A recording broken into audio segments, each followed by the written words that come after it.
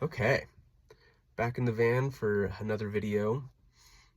It's winter, but the sun is keeping the van pretty warm so far, so hopefully that keeps up as the days go on. Anyway, I decided that I wanted to read a book a week, and I figured making a video would help with comprehension and retention. Um, then I thought that maybe I could just do this concept with like anything instead of just reading, pick something that I really want to learn and spend a week with pretty intense focus on that thing. I know this is a pretty popular concept, but it seems like a pretty neat way to learn a lot of stuff, and the video will help with the goal, so I'm gonna hop on the train. Anyways, this also works well for me because, like a lot of people, I have a problem where I'll buy like 4 books at a time, read like maybe one of them, and then kind of fall out of the habit of reading. And then a couple months later, I'll feel like I want to read something, or I'll just see a book that catches my eye. And instead of going back to the stack of books that I already have, I of course buy 4 new books. This time, I'll tell myself, gotta read these 4 before I get more books. Of course, I don't do that. I read like one of them, and the cycle repeats. All that to say, I have quite a few books that I haven't read yet, and I'll use this series as an excuse to read them. Actually, this last week, I've already read one. Kind of obvious since I'm doing a video about it. But before I get into talking about that book, there is another book that I want to quickly talk about that I read right before this one. It's called Limitless by Jim Kwik. You might have heard of Jim Kwik before. He's like a really big brain and memory coach. You should 100% look him up. I forget how I heard about him, but I've known about him for a while now, so when my buy, read a bit, put down cycle hit, I looked up his name to see if there was any books that he had out, and Limitless popped up. I'll keep this brief since it's not the point of the video. It's a good book. It's filled with knowledge and advice and some drills to really take your brain to the next level if you stick with it. One example I'll kind of give is from the speed reading section, where doing one of the drills for about 3 days took my reading speed from about 225 words per minute to over 500 words per minute. And that was just like consistently doing the drill 2 or 3 times a day for like 3 days. So yeah, there's some good stuff in the book. I do have a bit of a complaint, though it's really not that big of a deal. The book oftentimes feels more like an advertisement for a school that he runs. The school is constantly being brought up, and the information that the book gives is kind of brought up briefly sometimes, almost like it's an introductory class more than actually telling you the stuff. And the rest of it is stuck behind the paywall of a school. That was just a bit of the feeling I got reading it, but by the end, I felt as though I'd gotten my money's worth out of the book, so not really an issue. Just thought it might be worth knowing beforehand. Anyway, I'd still recommend reading it. Now, on to the main point of the video. The book that I read last week was Pompeii, the Living City by Alex Butterworth and Ray Lawrence. Right up front, I thought it was okay. I bought it on a whim because I was feeling interested in history a while ago, and it popped up on the recommended from another book that I bought at the same time. Never buy one at a time. I'm not obsessed with the Roman Empire. I know there's that meme about guys being obsessed with the Roman Empire, but I just kind of like the Roman Empire. I was a Percy Jackson kid growing up. Says a lot, but I was always partial to the Greeks more than the Romans, and even though I was interested in ancient times, I was more interested in the mythology rather than the actual culture and history. Nonetheless, I did enjoy the look into Roman culture.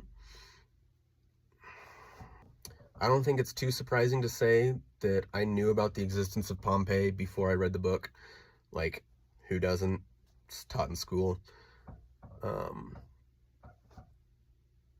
There was a lot that I got to learn with the book, though. Most notably, I didn't know how close it was in conjunction with the beginning of the fall of Rome. Okay, so maybe it wasn't really right around the fall of Rome, since when Rome actually began its decline is a fairly debated topic. But when you read the book, it's hard to believe that Rome was around in one way or another for almost 500 years after Pompeii got destroyed. Most of the book is in fact spent talking about the corruption and loss of good Roman morals that was endemic in the empire at that time. For the majority of the book, Nero is the emperor, and if you know anything about Nero, you know that means bad things. It seems as though even at this point, the way of life for the Roman people seemed to be falling apart, and the excessive spending on luxuries and corruption seems impossible to come back from. I mean, after Nero and the Year of the Four Emperors, which happened right after Nero died or killed himself, there was an alleged deficit of billions of sesterces. Sesterces were 1/4 of a denarius, the main currency of Rome, but the book speaks in terms of sesterces instead of denarius.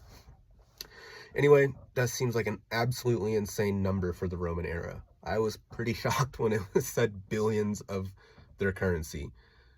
I don't know about you, but when I think about ancient times, them having billions of whatever money they had isn't kind of something I think.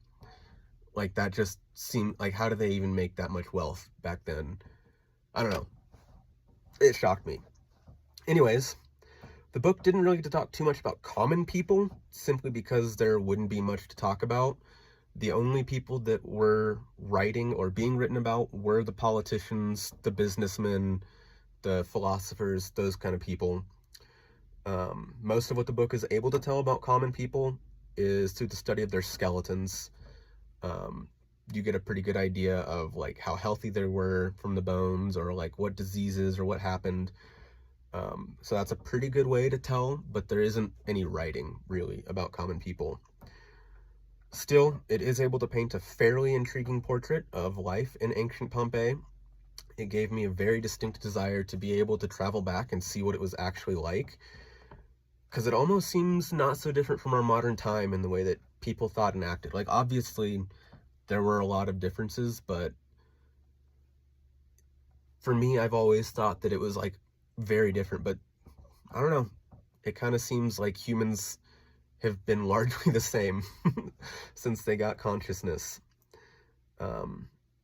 There was one brief mention that I found pretty interesting about how the faith in the gods might not have been so absolute, with people like Cicero and Ovid having rational views about the pantheon of gods and the catalog of supernatural events associated with them.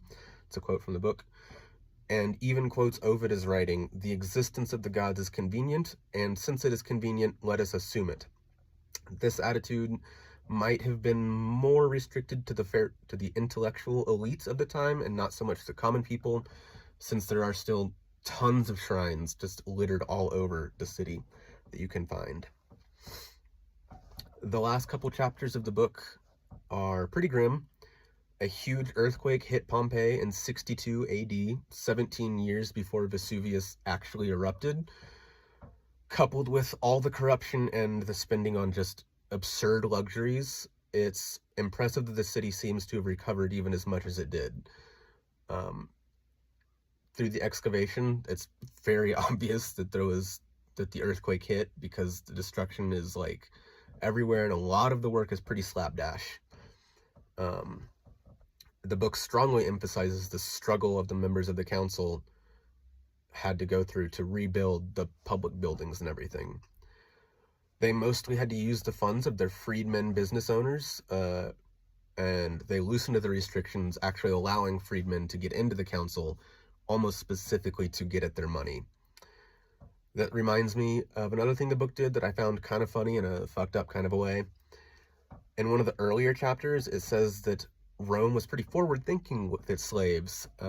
Compared to other civilizations, it actually releases the largest quantity of slaves fairly frequently. Like, throughout all of the history of Rome, slaves get released pretty often if they're competent and prove themselves good workers.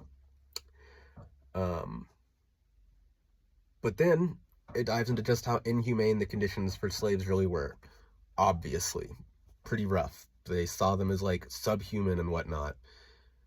You know, slaves, not good. But it just gave me a bit of whiplash, because it started being like, oh, it wasn't so bad. they released slaves pretty regularly if you were competent, you know? And then it was like, but it was still awful. Even when they got released, they were considered as being in debt to their previous masters. So releasing the slaves was a way for the elites to have them go start their own businesses that the elites didn't have to worry about, but would still get income from that business. So, I don't know if I'd really call it freed. Definitely a better deal. But the thing I think the book does best is just painting the picture of the times. And like I said, it really made me wish that I could go back and experience it for myself. Largely because there are still a lot of mysteries, even in the incredible amount of relative clarity the excavation of Pompeii was able to give. The simple fact of the mysteries being there just makes me want to go and actually be able to find out.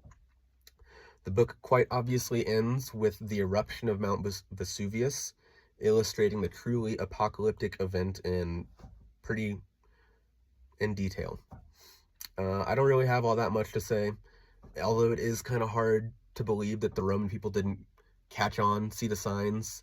It literally talks about how since the really big earthquake, there were small tremors constantly for those 17 years, basically. And in the days leading up to the actual eruption, sulfuric gases were like rising up through the ground, killing sheep. The Bay of Naples was full of just dead floating fish from the gases coming out of the ground. It seems like the signs were there. All in all, though, I'd say it was a pretty good read, although the way that they worded things and the constant, albeit necessary, injection of Latin made it a bit of a hard read. It took some time.